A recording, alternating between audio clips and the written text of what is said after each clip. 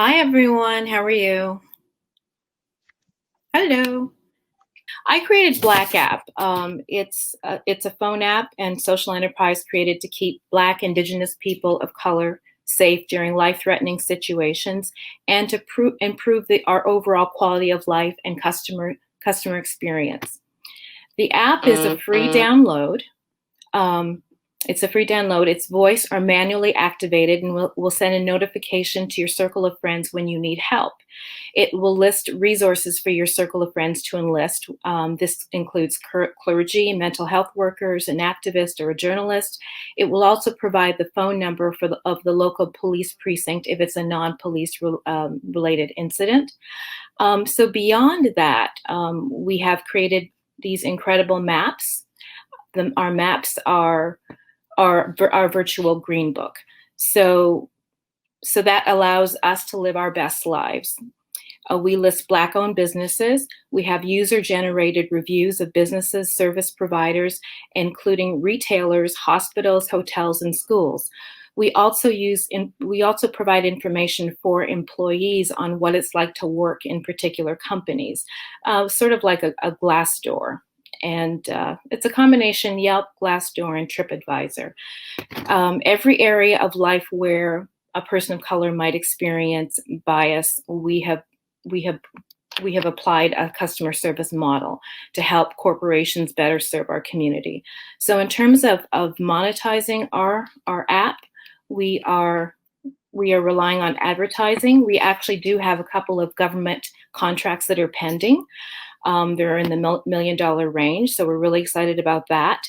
And we will also have Blaq app curated experiences, which will be sponsored events that are performances, movies, TEDx type talks, and in safe places that will allow our community to come together and enjoy one another.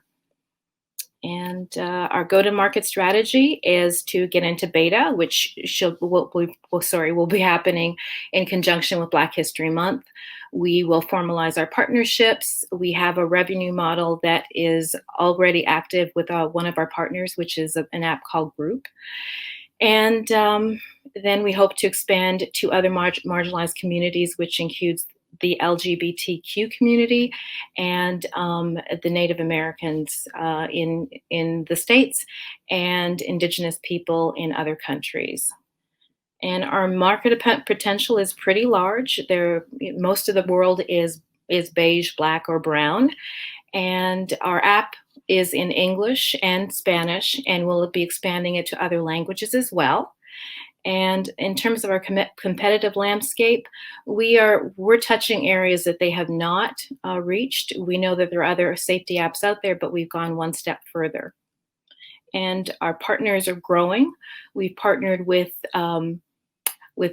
Black bar associations across the country, with the understanding that if you are court involved and you're a person of color or you've been arrested, the first thing that a public defender is going to say to you is that you need to get Blaq app because you're being surveilled. Nice concept. I'm not sure on your website I really got all of this in terms of what it is you do and what it's for, and so you really could do take a look at that and see how you can better share the real Okay. the real purpose around it. Uh, the second thing, I know you're just getting into your revenue model, so I'm going to ask you about that because I want to understand how you're going to make profit. How are you working with let's say for government. I do a lot of business consulting in the government contracting space, so I'm very interested in how you are approaching this with the government. So your revenue model, what is it, and how are you going to work in the government space? So we have we're subscription based. So that means that institutions like universities and colleges will be our clients, and our subscription model is they pay a monthly fee, which is paid over the year. And we have pending government contracts with another organization that deals specifically with Black employees. And we fit a really great niche because they're trying to address situations of racism, institutionalized racism. So in our conversations, in my conversations with them, they saw an immediate way that we could help them solve a problem. And yeah, I think that answers it, right? Yes. Okay. Hi, Maureen. Hi. The one thing, so I agree with Donna that on the website I didn't see any of this, but what I did gather from both the site and what you presented here is that this could be a huge community tool. Mm-hmm. So I think, I don't have any questions. I totally get the gist of it. The revenue model, the churn rate, I think you should maybe take a look at, because 3% each year, that's really that's you counting on 3%, and it's really going to stagger, in my opinion, based on what I've seen for apps, and also being on a subscription model company on my end. Mm-hmm. So that might just rejigger some of the numbers that you have there in the revenue model. But going back, I think looking at the bigger picture about how this could be a huge community app, and maybe when you launch, you tie in all of the other marginalized community members as well, and then going in there and finding ways to bring everybody together in the end. I think it'll help tremendously with your marketing, with the revenue model, and maybe open up for more opportunities for advertising and revenue. Thank you. Absolutely. Hi, Maureen. Hi. Nice to meet you. Congratulations. I agree with Don and Antonio. The website just left you sort of with a little too many questions about what you were trying to do.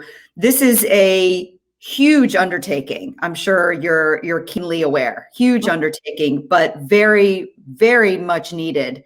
I have no doubt that you'll have considerable interest. I love the fact that you're going B2B to C, and not trying to go directly to consumer. Having some of these larger enterprise contracts will help you grow and get there. My question for you is related to a comment. The comment is, it seems like you're trying to do a lot of different things right from the beginning. So my question to you is, what is sort of the core secret sauce or the core purpose, the core foundation for what you're trying to create? Is it more the safety feature? Is it more the Yelp, sort of trying to classify and let people know sort of what are friendly, minority friendly businesses? Is it more, to Antonio's point, the community driven angle? It feels like there's a lot that you're trying to tackle all at once. So what is sort of your core value proposition? So the buying power of Black women is $1.5 trillion. Our goal is to make them feel safe. So they'll shop more, live better lives. And in order to do that, the mapping, getting the reviews out, getting people to share their experiences so that we can start kind of moving towards a situation where everybody's enjoying shopping, working and living and collaborating. Okay, so it's more to let people know who are friendly businesses, what businesses are. Okay, so I would, if that's the case, then I would lead with that, because when I listen to your pitch and I go on your website, I think it's the safety feature. That's sort of what comes up to me as your core offering. So whatever you believe in is your passion and what you want to get out there first and primary, I would focus on that. And then you can certainly let people know that it has other use cases, right? But you're launching with sort of what your biggest core value proposition that you want to get out there. Thank you. Vote for your favorite pitch by visiting www.sheraise.com. Select a city, enter the donation for the pitches you loved, and don't forget to leave feedback and/or hype comments for our founders.